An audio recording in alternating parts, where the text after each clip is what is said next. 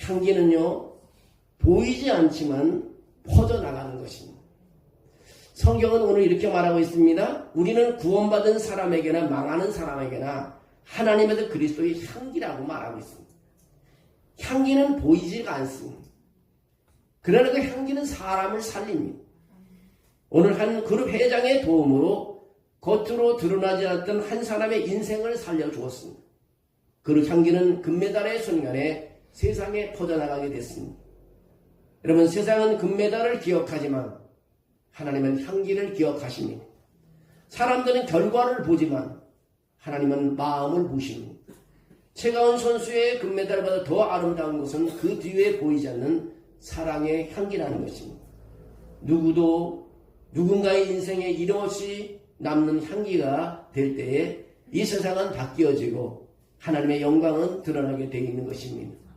여러분, 향기는 보이지 않지만 우리에게 남아 있습니다.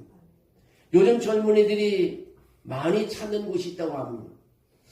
요즘 뉴스를 봐도 그렇고요, SNS를 봐도 그렇고 많이 찾는 곳이 있어요. 혹시 여러분 어딘지 알아요? 요즘 사람들이 많이 관심을 갖는 것은 여의도도 아니고 강남도 아니고 신촌도 아니고 성수동이라는 것입니다.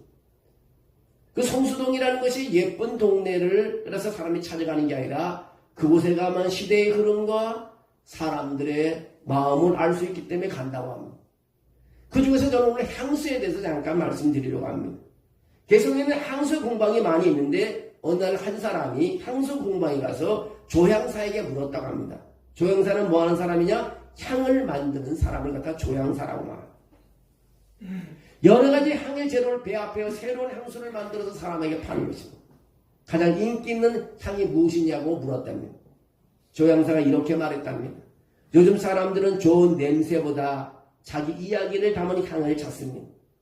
그는 여러 향을 시향하다가 한 향 앞에 멈췄다고 합니다. 처음에는 향이 강하지 않았습니다. 근데 시간이 지나자 은은하게 향이 펴졌습니다. 그리고 그만이 그 공간을 그 향이 다 바꾸어 놨습니다. 조향사가 또 이렇게 말했다고 합니다. 이 향은 처음보다 시간이 지날수록 더 깊어가는 향이라고 말합니다. 사람의 체온을 만나야 비로소 이 향의 끝이 난다고 그렇게 말했다는 것입니다. 여러분, 우리 신앙생활도 이와 마찬가지입니다. 처음에는 눈에 잘 띄지 않습니다. 그러나 시간이 지나면 삶 속에 은은히 퍼집니다. 성경은 그렇게 말합니다. 우리는 그리스도의 향기라고 오늘 고린도후서 2장 15절에 그리스도의 향기라고 말합니다. 향기는 보이지 않습니다. 그러나 분명히 느낄 수 있습니다. 말보다 오래 남는 것은요, 인격의 향기라는 것입니다. 지식보다 깊이 남는 것은 삶의 향기라는 것입니다. 향수는 가까이 있어야 향을 맡을 수 있습니다. 신앙도 가까이 있을 때 영향력을 줍니다. 좋은 향은요, 시간이 지나도 사라지지 않습니다. 믿음은 세월이 지날수록 더 깊어가야 한다는 것입니다. 향수에 뿌리는 사람이 아니라 맡은 사람이 먼저 느낀다는 것입니다. 우리의 신앙은요, 우리가 말하기 전에 세상에 먼저 안다는 것입니다. 여러분, 예양교회 성도 여러분, 2월은 우리 교회가 정한 전도로 향기를 퍼뜨리는 날입니다. 전도라는 말을 들으면 마음이 먼저 무거워지는 분들이 많습니다. 나는 말을 잘 못합니다. 전도지 나눠주는 것도 자신이 없습니다. 요즘 사람들 교회 이야기하면 싫어합니다. 그러나 오늘 본문에서 사도 바울은 전도를 말이나 기술로 설명하지 않았습니다. 바울은 이렇게 고백합니다. 우리는 그리스도의 향기라고 말합니다. 오늘 고린도후서 2장 15절에 우리는 그리스도의 향기라고 말합니다. 향기는 말하지고 말하지 않아도 전해집니다. 가까이 있기만 해도 느껴지는 것이 향기입니다. 성경이 말하는 복음의 방식, 복음 전도의 방식이기도 합니다. 믿음은 들음에서 나며 들음은 그리스도의 말씀으로 말미암느니라고 로마서 10장 17절에 말합니다. 복음은 말로 전해지지만 그 말의 신뢰성은 삶의 향기로 증명이 됩니다. 하나님은 우리를 항상 이기게 하시는 분이십니다. 2장 14절에 항상 우리를 그리스도 안에서 이기게 하시고 우리로 말미암아 각처에서 그리스도를 아는 냄새를 나타내시는 하나님께 감사하노라고 합니다. 바울의 이 고백은 아이러니합니다. 그는 감옥에 갇혔고 오래 오해받았고 수많은 고난을 겪고 있었습니다. 그러나 그는 분명히 말합니다. 항상 우리를 그리스도 안에서 이기게 하신다고 말하고 있습니다. 왜 그렇습니까? 이김은 환경의 문제가 아니라 소속의 문제이기 때문에 그렇습니다. 우리는 하나의 가족으로서 살아갑니다. 오늘 로마서 8장 37절에 이 모든 일에 우리를 사랑하시니로 말미암아 우리가 넉넉히 이기느니라. 우리가 그리스도 안에 있으면 이미 구원의 개선 행렬에 참여한 자들입니다. 전도는 우리가 이기기 위해 애쓰는 싸움이 아니라 이미 이기신 그리스도를 드러내는 삶이라는 것입니다. 그래서 전도는 부담이 아니라 감사에서 흘러나오는 향기라는 것입니다. 전도는요, 설득이 아니라 향기라는 것입니다. 오늘 2장 15절에 우리는 구원받는 자들에게나 망하는 자들에게나 하나님 앞에서 그리스도의 향기라고 말하고 있습니다. 여기 중요한 표현이 있습니다. 하나님 앞에서. 하나님 앞에서는 코람데오라는 말입니다. 하나님 앞에서 그리스도의 향기니라. 우리는 먼저 한 사람 앞에서 존재하는 존재가 아니라 하나님 앞에서 살아가는 예배자들이라는 것입니다. 그래서 갈라디아서 1장 10절에 그렇게 말합니다. 사람을 기쁘게 하랴 하나님을 기쁘게 하라. 그리스도의 종은 하나님을 기쁘게 해야 된다는 것입니다. 전도는 말을 잘해야 되는 것이 아닙니다. 논리로 이겨야 되는 것도 아닙니다. 결과를 책임져주는 것도 아닙니다. 전도는 그리스도와 동행하는 삶의 냄새라는 것입니다. 그래서 에베소서 2장 10절에 그렇게 말합니다. 너희는 그리스도 예수 안에서 선한 일을 위하여 지음을 받은 자니라고 말합니다. 예수님과 함께 울었던 사람에게는 위로의 향기가 나고 예수님께 용서받은 사람에게는 용서의 향기가 납니다. 서로 용서하기를 하나님이 그리스도 안에서 너희를 용서함 같이 하라고 에베소 4장 32절에 말합니다. 향기는 억지로 풍기는 것이 아니라 가까이 있을 때 전해집니다. 향기는 풍기려고 애쓸 때가 아니라 함께 있을 때 자연적으로 전해집니다. 내가 포도나무여 너는 가지라. 사람이 내 안에 내가 그 안에 가면 사람이 열매를 많이 맺는다고 했습니다. 어느 요양병원에 한 권사님이 계셨습니다. 말도 많지 않고 전도지를 주며 예수를 전도할 수 있는 그런 형편과 상황이 아닙니다. 그러나 늘 간병사에게 이렇게 말했다고 합니다. 수고 많아요. 하나님이 당신을 사랑할 거예요. 하나님은 당신을 사랑하고 있어요. 간병인은 권사님의 기도하는 모습, 감사하는 태도를 늘 지켜봤습니다. 오늘 간병사가 울면서 물었답니다. 권사님, 다른 분들은 다 힘들어 하시고 그런데 왜 이렇게 평안하세요? 근데 권사님이 길게 설명하지 않고 이렇게 답했다고 합니다. 내가 믿는 예수님이 내 마음을 이렇게 만들어 주었는데 내가 왜 평안이 없겠어요? 내가 무엇을 불평할 필요가 있겠어요? 예수님이 내 마음에 계신데 오직 그분과 함께하면 마음이 평안이 있어요 라고 말했습니다. 여러분 골로새서 3장 15절에 그런 말이 있습니다. 그리스도의 평강이 너희 마음을 주장케 하라. 여러분 어떤 어려움이 있고 힘든 일이 있을 때 그리스도의 평강이 너의 마음을 주장하게 하라. 그 병실에 그리스도의 향기가 가득 찼다는 것입니다. 우리의 마음이 불안할 필요가 없습니다. 그리스도의 평강이 우리 마음을 주장하게 하라고 골로새서 3장 15절에 말한 것입니다. 어떤 사람에게는 생명의 향기, 어떤 사람에게는 사망의 향기가 나고 있습니다. 고린도후서 2장 16절에 그렇게 말합니다. 이 사람에게는 사망으로부터 사망에 이르는 냄새요. 저 사람에게는 생명으로부터 생명에 이르는 냄새라. 누가 이 일을 감당하리오라고 말하고 있습니다. 모든 사람이 이 향기를 반가워하지는 않습니다. 그러나 향기가 거부당한다고 해서 향기가 아닌 것은 아닙니다. 그들이 너희 말을 듣지 아니하거든 발에 먼지를 떨어버리라고 말합니다. 우리는 결과를 책임지는 사람이 아닙니다. 우리는 향기를 전하는 사람입니다. 열매와 판단은요 하나님의 몫입니다. 요즘 이제 명절 때이기 때문에 과일들을 많이 주고받잖아요. 참 과일을 볼 때마다 얼마나 놀라는지 몰라요. 그전에 그런 생각을 하는데 어떻게 저게 과일을 누가 자라게 할 수 있을까? 배가 이따만한 거를 사과 이만한 걸 누가 사람의 힘으로 누가 저걸 만들어낼 수 있을까? 하나님이 함께하지 않고 어떻게 배가 저렇게 커질 수 있을까?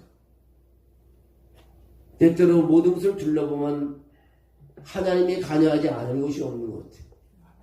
하물며 우리 인간 하나님의 자녀를 하나님 돌보지 아니하실까. 우리 하나님의 애가 예배하는 우리들을 하나님께서는 책임져 주실 줄로 믿습니다. 하나님의 사랑을 이루십니다.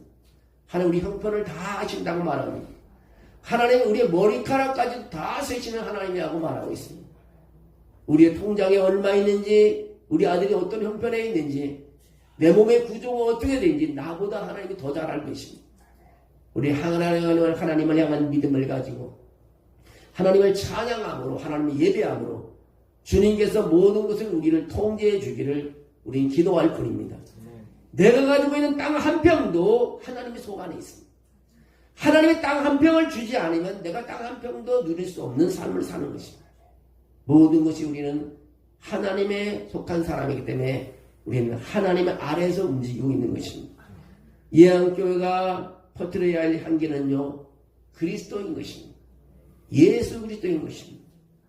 고린도서 2장 17절에 우리는 수다한 사람들처럼 하나님의 말씀을 혼잡하게 하지 아니하고 그 순전함으로 하나님께 받은 것까지 하나님 앞에서와 그리스도 안에서 말하노라고 말합니다.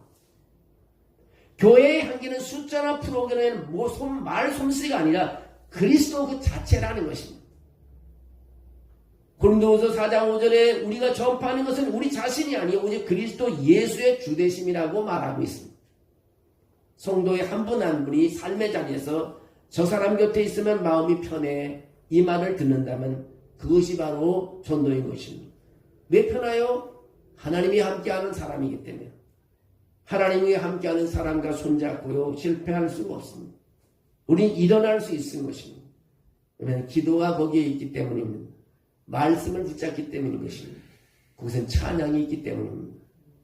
작은 교회가요 성공할 수 있는 비결을 오랫동안 30년 40년 동안 연구한 사람이 그 이야기를 들어보니까 딱 세 가지만 있으면 됩니다. 지정의로 해석을 했는데요, 하나님의 말씀을 공부하는 교회, 하나님의 말씀에 매달리는 교회, 그 다음에 또 하나는 뭡니까? 하나님의 말씀을 매달리는 교회, 그 다음에 정을 나눌 수 있는 거죠. 정을 나눌 수 있는 목장 예배를 잘 드려야 됩니다. 목장 예배가 살아있고 말씀이 살아있고, 그 다음에 의는 뭡니까? 주일날 모여서 예배만 하게 되면, 예배만 드리는 사람은 빠지지 않으면 작은 교회는 폭발적으로 성장합니다. 이제 그 교회 성장을 연구한 그분의 얘기를 이렇게 들으면서 그게 참 맞겠구나. 그래서 오랫동안 신앙생활에 왔잖아요. 목회생활도 보면 목사가 된 지 35년이 넘었잖아요. 정말 동의해요. 정말 우리가 말씀을 열심히 새벽부터 말씀에 붙잡혀 있고요. 말씀 공부를 한다 그러면 빼져 달려가고, 그 다음에 목장 모임이나 기쁨으로 만나서 서로 사랑해주고 축복해주고 찬양 부르게 되고요. 그 다음에 주일만 되면 돌아와서 하나님께 찬양하게 되면 교회 안 부흥될 수가 없는 거예요. 오늘 교회 가기 싫어요. 나 한 사람 때문에 벽돌이 빠져가 교회가 다 무너져요. 사실 교회는 한 사람 때문에 무너진 거예요. 한 사람 때문에 부흥되는 거죠. 집을 지면요 벽돌 하나가 중간에 빠지면 집은 확 무너지게 돼 있어요. 아무리 잘 진 집도 벽돌 하나가 무너지게 되면 집은 불안한 거죠. 우리 모든 교인들이요 정말 그런 기도를 했으면 좋겠습니다. 우리 교회가요 말씀을 사모하는 사람들로 늘어나고 넘치게 해주시고, 또 우리 교회가요 목장 모임의 기쁨을 가지고 정말 시간만 되면 달려가서 찬양하며 서로 위로하며 서로 신앙 간증을 하는 그 목장 모임이 있고, 그 다음에 거룩한 주일이 되면 하나님을 찬양하러 온건강시에 몰려오는 교회가 되는 그런 마음을 갖게 된다면 우리 예한교회는 과거 영광보다 더 큰 영광을 돌릴 줄로 믿습니다. 별로 어려운 일이 아니에요. 다른 사람 눈치 볼 필요 없이 내가 그렇게 하면 다 되는 겁니다. 내가 먼저 그렇게 하면 되는 거죠. 그래서 지정의를 통해서 작은 교회는 부흥을 일으켜야 된다고 해서 내가 그 말에 참 동의한다고. 참 몇십 년 동안 연구한 것이 그 맞는 것 같다고 내가 그렇게 얘기했어요. 여러분, 예수님께서 우리에게 뭐라고 말하면 세상의 소금이요 빛이 되라고 말하고 있습니다. 그리스도와 함께 우리는 살아가야 하는 것입니다.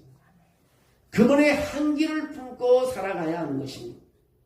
여러분, 그룹 회장의 선행이, 그룹 회장에는 7천만 원이나 1억 같은 건 돈이 아닐지도 모르지만 그러나 마음이 없으면 그걸 줄 수도 없습니다.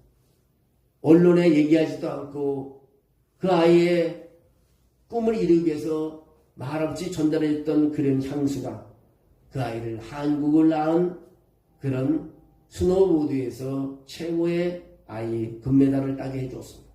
그리고 한국이 온 세상에 알려지게 됐습니다. 여러분 어떤 향기를 남기고 계십니까? 성수동의 향기는요 한 병에 담겨 있지만 그리스도의 향기는 한 사람의 인생을 움직이고 있습니다. 그 향기는 반드시 누군가의 마음에서 남아 있습니다. 여러분의 향기를 풍길 때요 누군가의 여러분의 풍긴 향기를 계속해서 가져가고 결국 주님께 돌아옵니다. 우리도 우리를 통해 그리스도의 향기를 퍼뜨리는 하나님의 영광을 돌리기를 원합니다. 보이지 않아도요 사라지지 않는 향기, 그 향기가 오늘 우리의 가정에 퍼져야 되고요. 그럼 여러분 교회, 여러분 일터에 퍼져나가야 되는 것입니다. 명절 때 많은 사람이 모이자요 아빠라서의 멋진 그리스도의 향기를 풍겨내고요 또 엄마라서의 멋진 그리스도의 향기를 풍겨냈으면 좋겠습니다. 오만 서로 불편한 말을 하지 말고 정말 좋은 말만 골라서 정말 잘해서 그 향기를 풍겨내서 그리스도의 향기를 풍겨내는 좋은 명절이 되기를 주의 이름으로 축원합니다. 살아계신 하나님 감사합니다.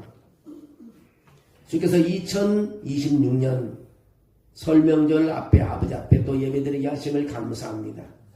한 사람 한 사람 주 앞에 나와 머리 숙여 기도하며 찬양하며 예배하는 아버지 그 마음속에 성령을 부어주셔서 그리스도의 향기가 멀리 퍼져나가도록 도와주시기를 비곤합니다. 사람들에게 퍼져나가게 도와주시옵소서. 우리가 할 수 있는 일을 다 섬기며 그 섬김을 통해서 그들의 머리에 기억 남게 도와주시고 또 하나님 부모의 그리스도의 향기를 맡게 도와주시고 저희 부모의 뜻을 따라갈 수 있게 도와주시기를 비곤합니다. 오늘 하나님의 교회에 큰 은혜를 주시고 축복해 주셔서 늘 하나님 부흥하는 교회 예한교회의 향기가 멀리 퍼져나가게 도와주시옵소서. 주께서 그리고 부흥시켜 줄 줄로 믿습니다. 예수님의 이름으로 기도합나이다. 아멘.